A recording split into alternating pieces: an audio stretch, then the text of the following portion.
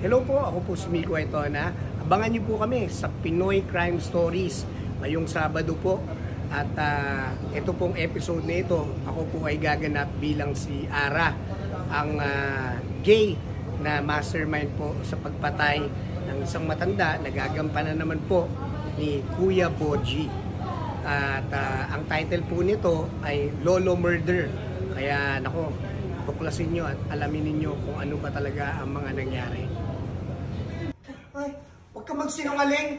Dadamay pa ako dyan. May pruweba ka ba? Ha? Ano? Sinungaling ka? Ito po yung bayad, oh. Nasabi ko po, oh. Ayan po, siya po nagbayad din, oh. Miss, sumama ka na lang din sa amin. Oh, ba't nyo ko idadamay dyan sa kalukuhan ninyo?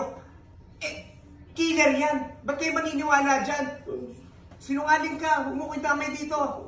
Sumama na kayong dalawa sa presinto. Tara. Okay.